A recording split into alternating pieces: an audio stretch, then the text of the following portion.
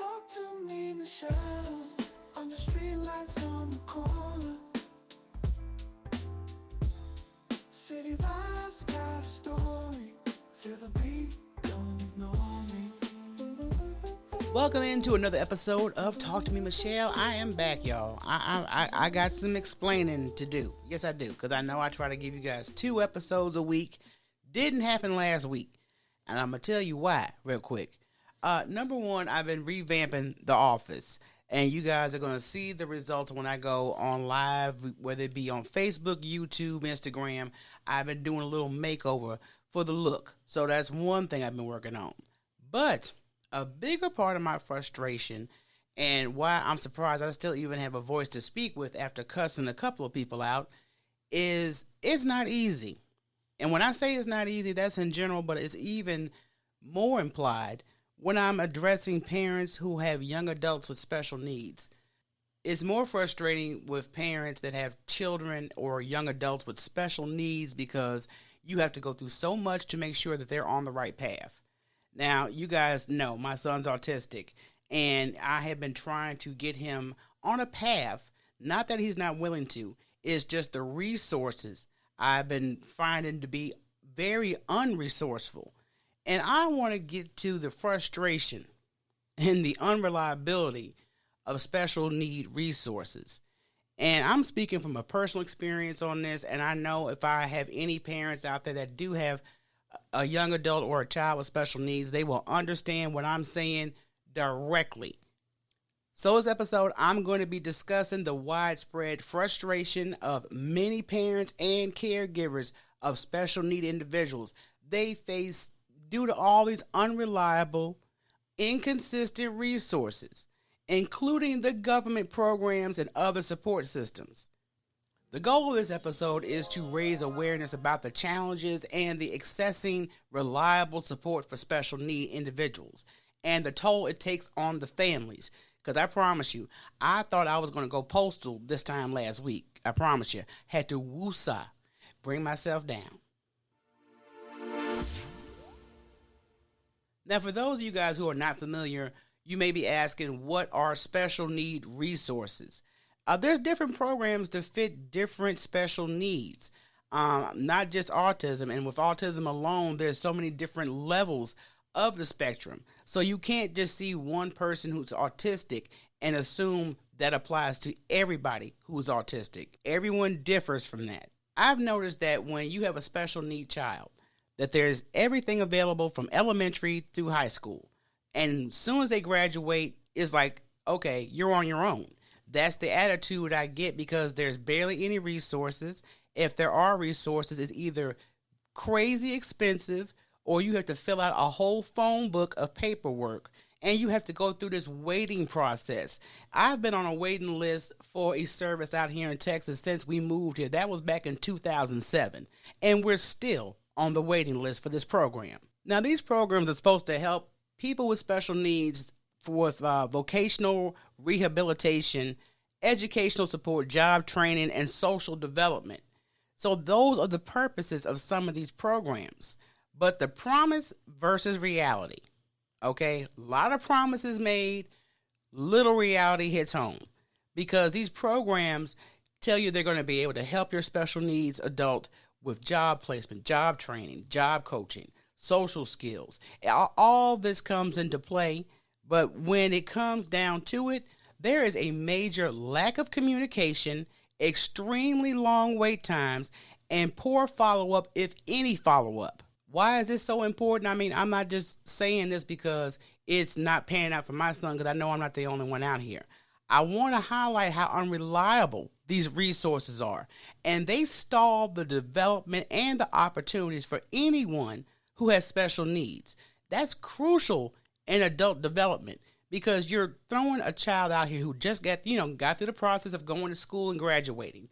If they continue their education, great, but if they have to get into the job force, that's a whole other beast because they have to face different challenges. So let me share my personal story with you guys real quick, and it's been a 2-year plus struggle. Yeah, I said 2 years. My son graduated high school, and we were referred to the Texas Workforce Commission. And I was excited because, oh, we're going to help them get a job, training, everything you need. And the initial excitement of enrolling him in this program to the disappointment after 2 years of inconsistency. Now, let me tell you how this process goes. Lots of paperwork, filled everything out, lots of Zoom meetings. And the thing about it is, I never had a Zoom meeting with one consistent counselor beside one toward the tail end of my frustration. Okay? So it was like every time I would call and follow up, the voicemail would be full. First of all, that's a red flag for me, even socially. But if you are a professional, I'm calling your office number and your voicemail is consistently full, what are you doing? I wish I could have a job where I can just let the calls go to voicemail and I still get paid and not get fired. Not only that, they would switch counselors on us almost every time we had a virtual meeting. I would have to chase down the counselor. Where are we at? What do I need to do? Where does he need to go? I mean, if he got an appointment to go somewhere, if he has to do an assessment, I will take my day off from work and I will go take him to make sure he gets what he needs. But this was a consistent battle every time I turned around. And it got to a point where they basically called on another resource to help with the training. So this is what happened. My son went through 2 days of skill assessment training. That's when they try to see what you're good at. And that was with the individual. Then we had to do it again, where I had to drive an hour for each appointment, which was 2 appointments, out to Clear Lake. And they did the same thing. Now, once I did the Clear Lake evaluation, they called me back. They evaluated. This is where he needs improvement. These are his strengths. Okay, cool. They are recommending additional social interaction. So they have a program for that. Okay, I'm all ears. Let's do this. No word back. Okay, so they just dropped the ball. We wasted 2 days of our time to go to that assessment and get no follow-up from the Clear Lake campus we were referred to. Then I'm calling the Texas Workforce Commission. Again, different counselor. Because I had already written them a letter like that scene from The Girl in White Chicks. I'm going to write a letter. Oh, that is me to a T. Because, see, letters hit different. And when I detailed my displeasement with this program, I'm going to go to the media. You ought to be ashamed in how you are failing the special needs community in general. Oh, I got some real attention. That's when we went to the Clear Lake, and that's when we started getting stuff. But again, it wasn't even a couple of weeks after that letter went out. We were back at square one. New counselor. I haven't heard back from them. They haven't called. They haven't returned a call. And then they will lie. I promise you, the last time I contacted the Texas Workforce Commission with the only woman, Miss Sanchez, I'm going to give her props. Miss Sanchez was the only one to help my son and myself out with our case. And I told her, your coworker that says she's calling me is not calling me. Let me get both of her phone numbers. She gave me both her numbers. I looked at my call log. Ain't a damn call from either one of these numbers in my call log. So tell your employee, colleague, whatever the heifer is, to stop lying and do her job. By the time I want to say, like I said, it was about a week ago, I went off. And I had to apologize to Miss Sanchez because she's been nothing but friendly and helpful in this journey. And she's working with a bunch of fucking idiots. It is what it is. I'm going to say what I got to say. The Texas Workforce Commission is the sorriest piece of shit in the state of Texas. I don't know how they're even still existing. Because I know you guys get state funds and you don't have the proper staff. You don't have the proper training. You don't do professional follow-up on cases. I have sent the same paperwork in several times to different people at the same company. So you get where I'm going with my frustration. So we're talking about missed appointments, lack of follow-through, empty promises, and also they had gotten me hyped because, they said, we got a culinary program. My son loves to cook. I'm like, cool. If he can get education versus a job, I will take that route any day of the week so he can learn a trade. Oh, I don't know what you're talking about. What program? What, you know what? See, this is what I was going through.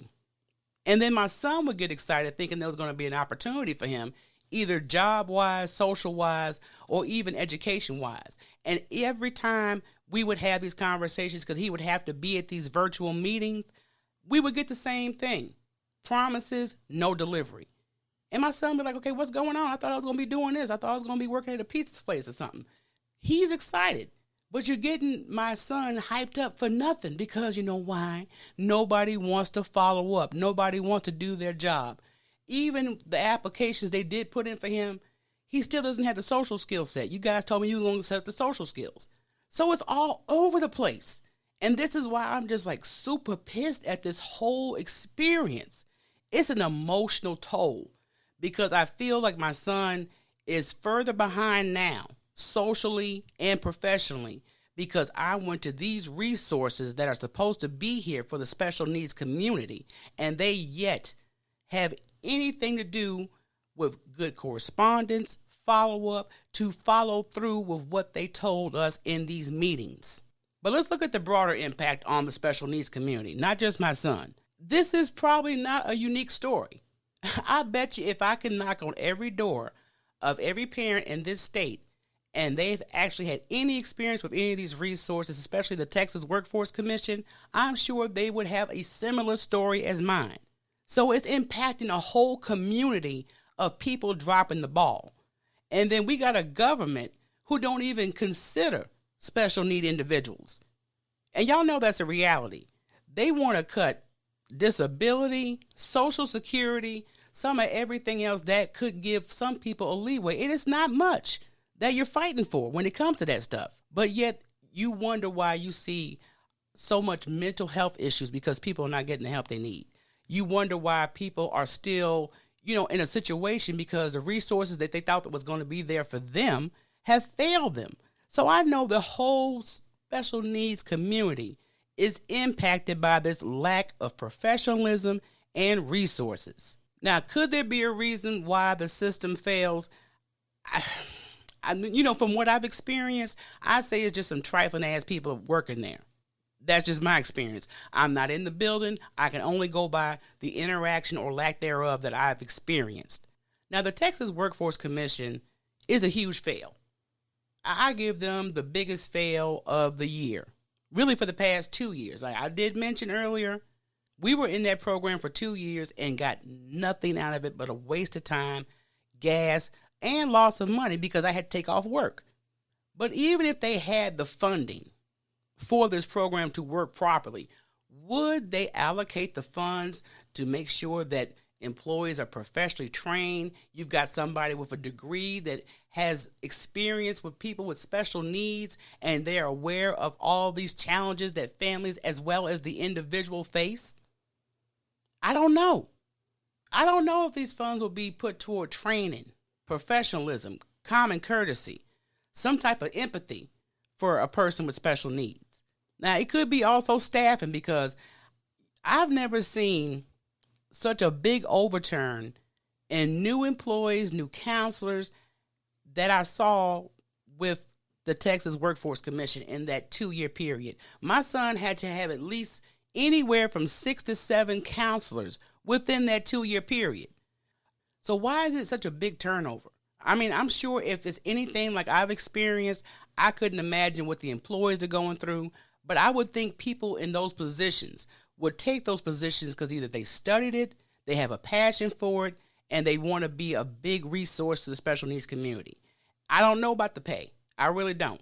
But I would think by the way they keep switching people up, it must be convenient and the pay must not be that great because they're so willing to bounce so quickly. Now, the larger issue is how the government and community programs sometimes prioritize securing funding over actual service delivery. Because you know what? If I was a person that had anything to do with their funding to make sure their program can stay in operation, I would be getting consistent phone calls. I will be getting follow-up because it has something to do with money. But now that you have the money to do what you can do, you have dropped the ball all the way. So why do you even have a budget to fund this damn sorry-ass state program? So look at the long-term consequences of unreliable programs such as the Texas Workforce Commission. I mean, look at it. When you look at, let's just say there's 20 special need individuals that have been enrolled in this program. They've been on the waiting list and given the runaround for the last 2 years. So what productive could that person have done? So what I'm going to have to do as a parent is I'm going to have to go and enroll him in a social program myself, not go through the state. And even when you do that, that's still a hassle. I went to a local Black-owned social program for people with special needs. And I'm sure I've mentioned this before. That was the sorriest piece of shit. Paperwork again. I'm willing to pay for the program in full for the year. And when I called to see what the status was on the waiting list, oh, we'll get back to you when it's available. The heifer didn't even ask me for my name. So that let me know right up front, you don't want to be bothered. But these impacts also give special need individuals other challenges because they're already going through social isolation. They don't have no friends, nobody in their age group. Either people they went to school with have either moved on, went to school, got a job. If their parents put the work in, and that's what I got to do for my son because I cannot rely on this program to get my son on the right path. And it's stalling his development. And if you don't have any experience with anything, that's a lack of employment opportunities. So that's going to affect the entire family because if I can't make sure he's straight, how can I go to work? You know, you can't just leave your child, your young adult, home and waiting for somebody to pick up the ball and say, hey, here you go. You have to stay on these people. And even when I did that, I still got nothing. So solutions and what needs to change, I could be here all day long talking about what needs to be changed. But what I am going to say is that whole system needs to be reformed.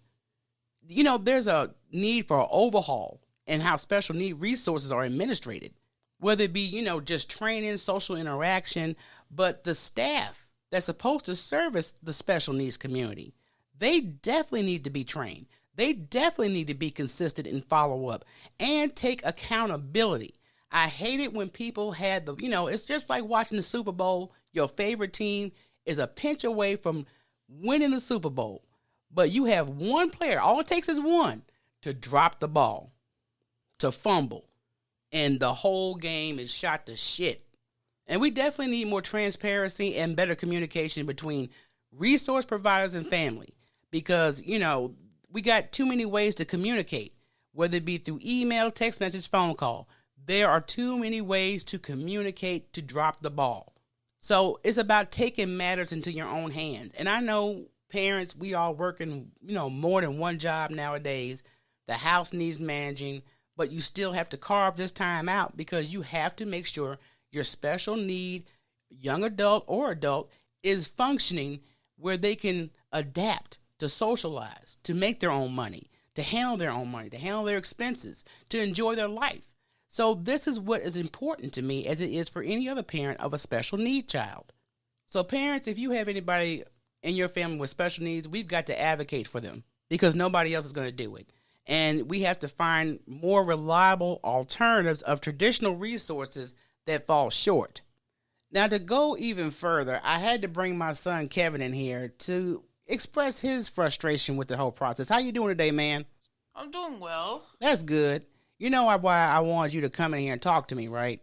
About the process system? Yeah. How do you feel, after all this time that people say that they were going to get you into certain programs or a job and we still haven't gotten either one of them? Painful.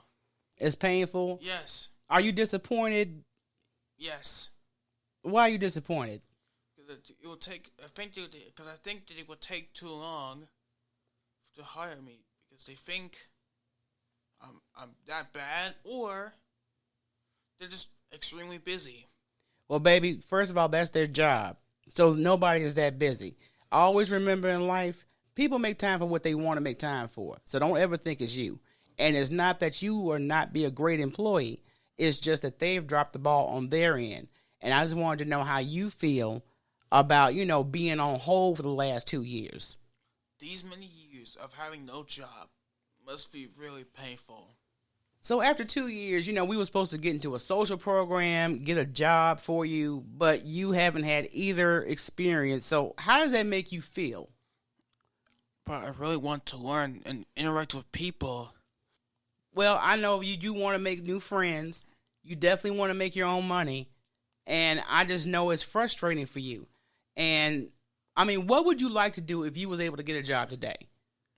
I will be happy and work hard and do my best. But what kind of job?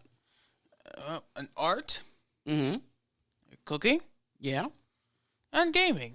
And I think what we're going to try to do, and I've been talking about this for a minute, is for you to start your own YouTube gamer channel, because I always try to teach my son that 9 times out of 10, if he got my DNA, he ain't going to want to work for nobody else. So it's always best to make your own path. Even if you do get a job working for somebody, it's always best to have your own additional source of income with your own business. Yes. Okay, so anything else you want to tell the people on why, this process is taking so long and why it's so frustrating? No.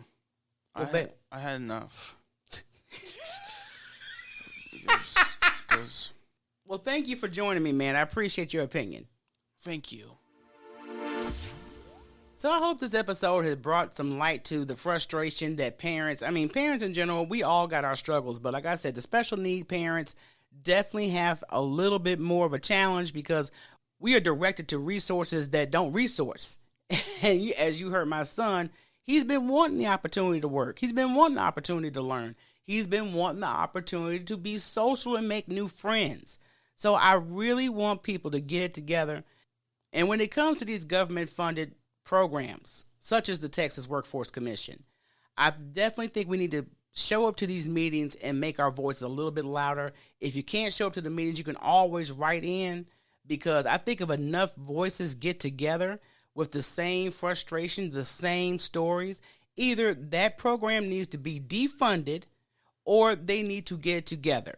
And right now, I am with the defunding. I'm not going to even lie. That's how pissed I am at the Texas Workforce Commission.